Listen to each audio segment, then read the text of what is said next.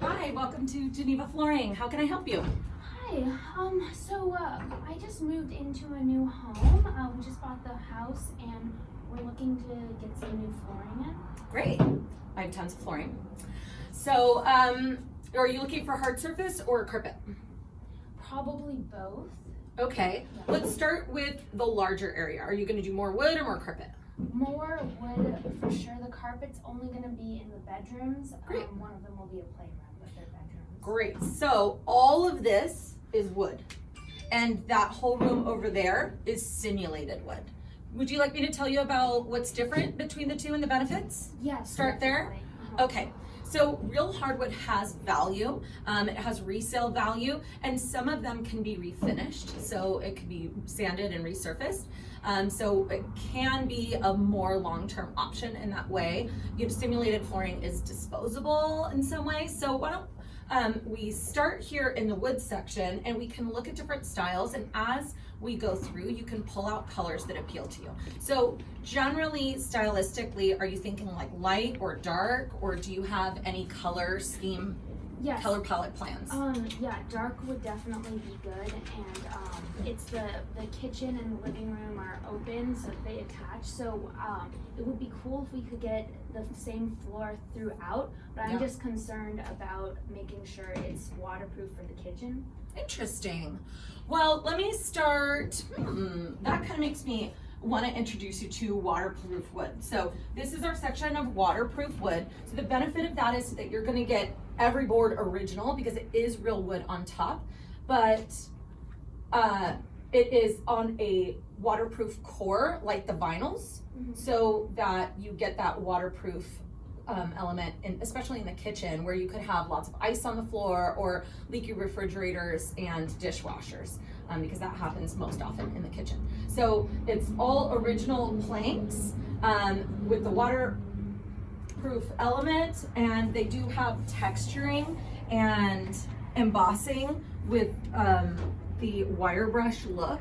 So they have the same thing simulated in vinyl. They have the waterproof, they have the texture, they have the distressing, but then it's a repeat visual over and over, which is kind of a telltale sign of a laminate or a vinyl. So vinyl is going to be on this same stone particle waterproof core, but it's going to be vinyl or PVC on top.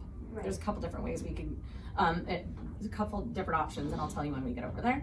But laminate is actually on a compressed cardboard, like a fiberboard core, so it's not completely waterproof. So there's some great benefits of laminate, and we'll go into that, but laminate wasn't traditionally waterproof. I guess they have treated it now, so even the laminate can be waterproof if you impregnate the sides with wax and wrap it with urethane. So now they're actually making laminates that are more waterproof as well.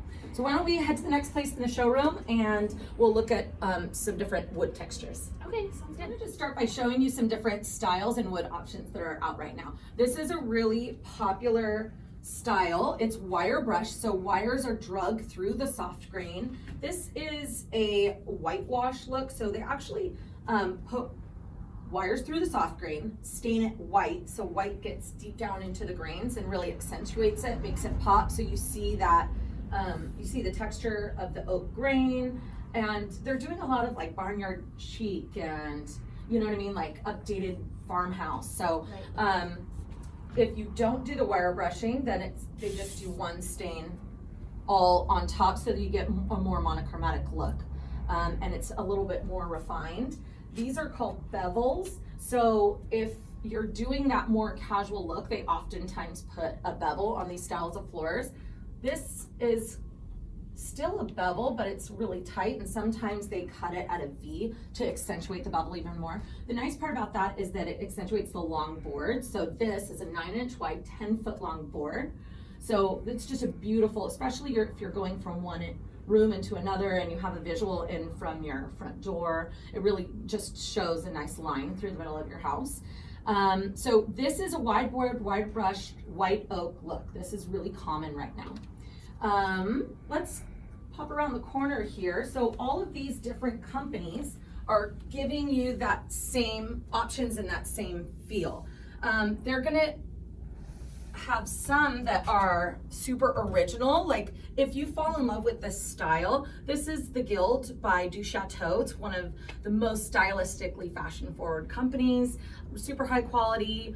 And if they create this really original look and you fall in love with this, you're gonna get Du Chateau because nobody else is gonna make this exact same thing. Whereas if you get something that you might have a lot of options like this, like a lot of different companies are gonna make a style like this. So then I'm gonna get into, well, what is the bevel, and do lengths matter to you? And then we could talk about different price points, and we could talk about different finish options and stuff like that. So that's how at the end of this, we're going to nail down what companies, what price points, what options, depending on exactly what you want. So if we go around here a little bit more, this is a great example of exotics.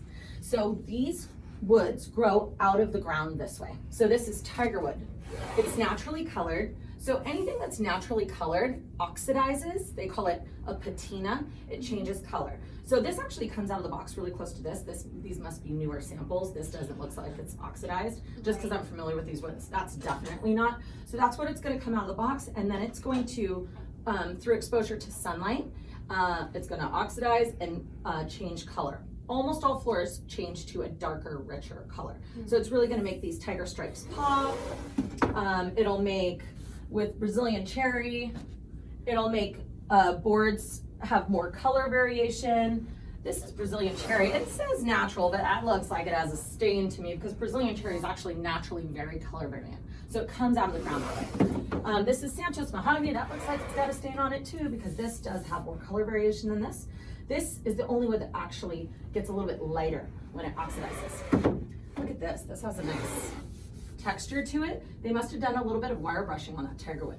So if they put, these are probably both aluminum oxide finish.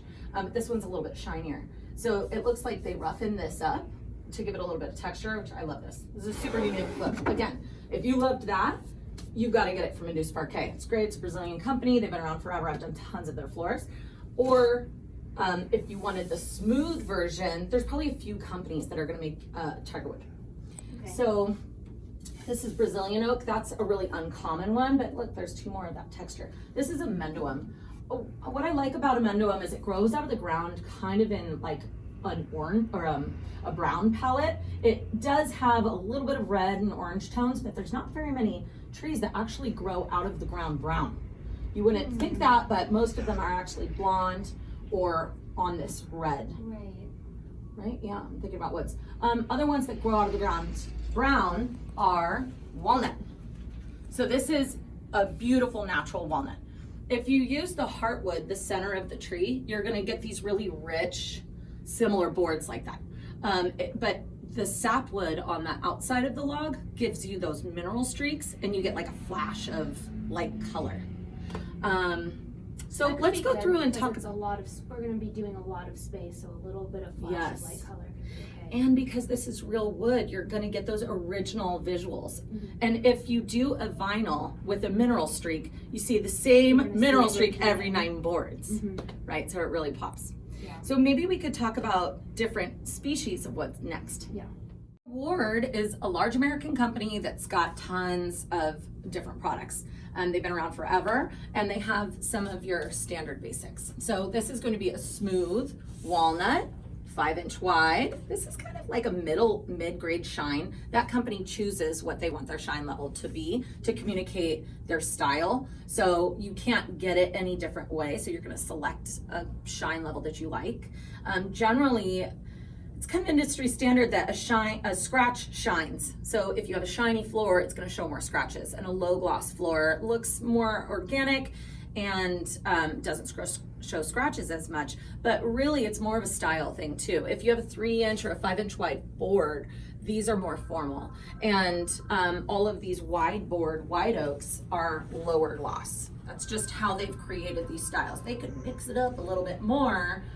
Because each company is going to choose exactly where on that scale of 1 to 1,000, they're going to pick their exact shine level. So some of them are coming out really low gloss matte finish right now, but then it kind of almost looks thirsty. And would it be possible to customize it, get something that's low gloss and make it glossier? No. Okay. So these are preset colors with a stain and a finish and a board width, and you don't choose any one of these, but we have custom companies. So if you decide that you want that hand scraping and that width and that species and that color, we can create a custom sample for you. Okay. So you get a better price point if you just choose one of the 26 prefabricated colors, but we can create anything that you want. And it's actually only, I would say, between 25 to 40% more. It's actually not that, it's not like out of this world, out of people's budget. I think more than people would think. Right. So let's figure out exactly what you want, and then we can talk about if you see that exact thing here, or if we need to create it on our own. So some other species. So the next thing I really want to look at is grain. So walnut, swirly, soft, gorgeous, right? Super classy. This is actually, hickory, not the easiest display. So hickory is kind of blonde, but it has this sapwood brown stripes. It has beautiful knots. Yeah, it does. So if you really like wood, that's nice. You said that you kind of wanted a dark color, right? Yeah, I do. And you said they just get darker over time as well? No, so only the naturally colored floors are okay. gonna patina and change color. Most of the stuff in here is actually stained and will come out of the box ready to go and will stay the exact same. But Okay. it's good to look at grain because all of the stained floors are a natural wood with a stain on it. So you're gonna wanna pick your grain. So natural woods, this is white oak. This is 5-inch wide, naturally colored, but it does have some swirl, right? And then there is red oak, more pronounced grain, more traditional looking. We have tons and tons of red oak everywhere. It was used in the original buildings of San Diego, so 2-inch wide red oak is what everybody has in North Park. It's probably under your current floor. Yeah, and we could talk about those sand and finish options. This is maple. This is another really popular floor to stain because as you can see, it's a great blank palette. So this is maple with a stain on it. This is maple natural. Right, so, because we do,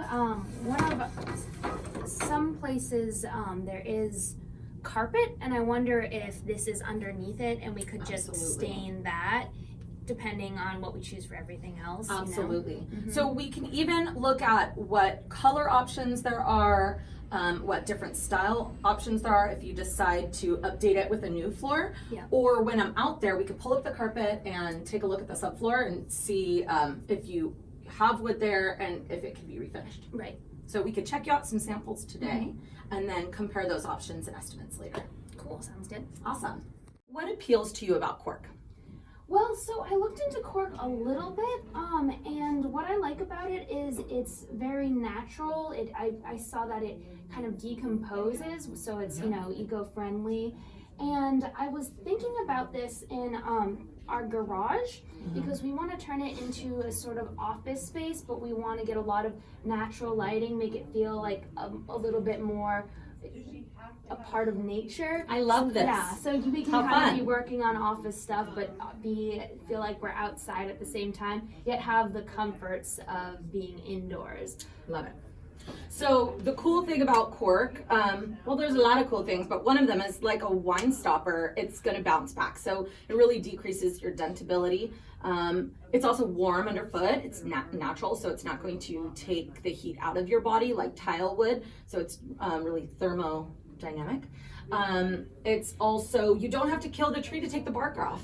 So you're actually preserving bark forests. They all are in Portugal, so they have the cornerstone on the Cork market because they have that natural resource, but also their companies are really good quality in Portugal. So they're gonna put out a higher quality general product. So like from company to company, I think they're all really good quality because they're all coming out of Portugal, and they really are vertically integrated. So they harvest and create all their products there and then sell them to us directly. So it's nice to have reliable sourcing in that way. So traditional Cork looks like this. This looks like a cork board. It's what we all know, but people are evolving in their flooring tastes. Oh, how cool is this? That almost sounds like linear ocean kind of vibes. This is, so when you peel the cork from the tree, it comes off in these pieces, right? So then you just cut off like that outer bark and keep the cork part. I have a piece of cork somewhere around here, but this is more of a burled look, and the holes get bigger and bigger, or the burls. Oh, wow. So see? That looks like a piece of I think art. that's probably right. If you take off a big piece of bark and you slice it that way, that's probably how you create that. So you can, this is with a die, gives you that fluidity. I dig it. But these are just different ways that you can cut the cork. I really like this one too. This has like the squares, so it gives you a little bit of texture. You can do this in a big area, and it doesn't seem so repetitive. Yeah. So then Wickanders came out with a wide board. Ugh. So they bevel it like a plank. So it comes in these 7-inch wide boards, and they put a bevel on it, so it goes in just like wood planks. So the traditional cork, like those panels, they're 12 by 36 inch panels. Those are seamed and square edged. So when you look across the floor, it's really flat. Or you can get a plank look like this, and it goes in and looks more like individual planks. Okay. That's interesting. I'm really liking the cork. I wonder if this could be done for the open concept kitchen and living room too, or would it? Absolutely. I've been doing whole homes in this. So aesthetically, we really like to erase the walls and open up our floor plans, right? That's the style right now, is like a living room kitchen area. We don't separate them with walls and divide people out into the kitchen anymore. Now we're knocking down the walls and making it a great space. And the best way to do that is with flooring. If you don't separate out areas with tile and carpet, then people get that feeling that you can walk in and out of a space. So we're doing whole homes in this. It's completely pre-finished. And it actually can be recoated. So it's something that you can, keep up with over time. What is the average lifespan of the cork floors? So these urethanes, it's a great question. So these urethanes are never gonna go away. They're never gonna wear off. A lot of them are aluminum oxide based, which just means aluminum oxide crystals are like salt in the urethane. It just makes it stick and stay for a really long time. It can be scratched, but it's never gonna come off like the old finishes. That probably gets us back to the wood finishes we'll go to next, oil versus urethanes. But aluminum oxide urethanes are great because they stay on for a really long time. They are gonna scratch. So you said you have a young child and a dog, right? 2 dogs. Oh my gosh, yeah. So that's great. It's great that it's never gonna wear off, but it is going to scratch over time, and you can have it professionally recoated. So wood, cork, and even vinyl, you can have professionally recoated and re-urethane to give it a deep clean and take out all those scratches. So all you need to do is refinish it, not get a whole new floor. You don't have to sand it down. Anything like that. Right, and you don't have to sand it down, because all these floors that we're looking at, or most of them, have stain or texture. So you never want to sand a floor and sand off your texture and your stain. Also, you have the bevels. What are you gonna sand to the bottom of the bevel? No. So if you want the option of resanding your floor, you want to buy something with a big enough wear layer that it can be resanded, and you want to get something smooth and naturally colored, so it'll still be that floor after you sand it. Okay, cool. All right, let's talk about your finish options. So finish matters because it's the biggest indicator of how a floor is going to perform, especially hardwood floors, and you have some options.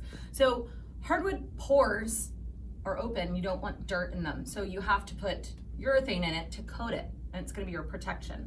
And we already talked about aluminum oxide. That's a really great sticky, stay fast, long term, but when you scratch it, you see white, like a white line, because of those aluminum oxide crystals.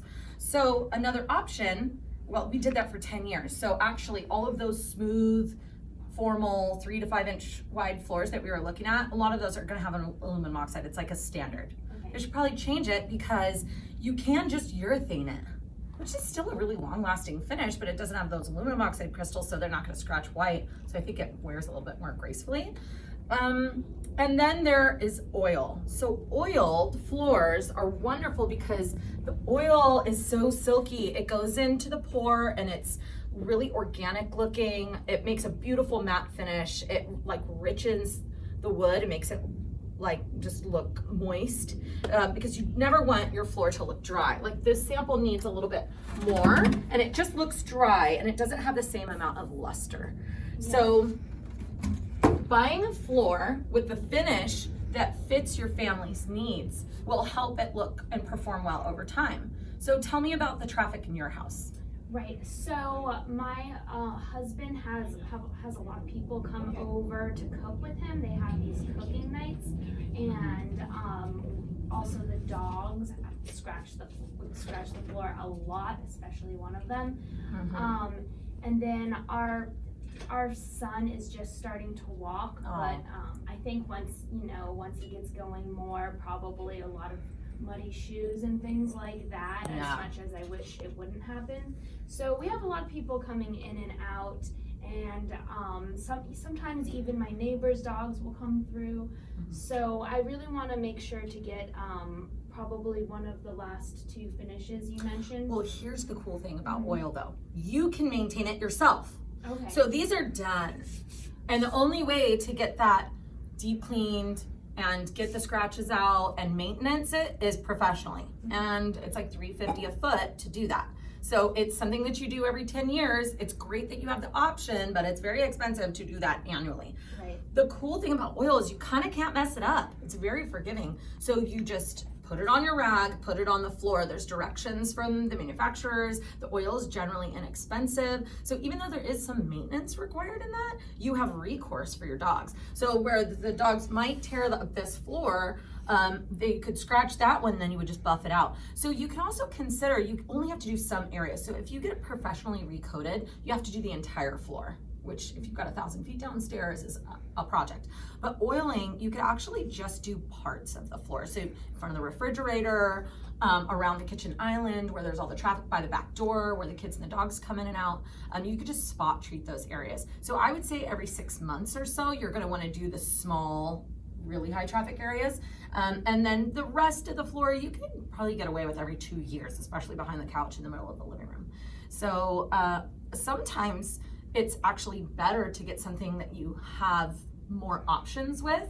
But also what you need to do is just be honest with yourself about what kind of homeowner you are and what kind of maintenance you do in your own home. So if you're somebody who likes to maintenance your floor and every 6 months it doesn't sound like a big deal, then you have that recourse, and it's inexpensive and you could totally do it yourself.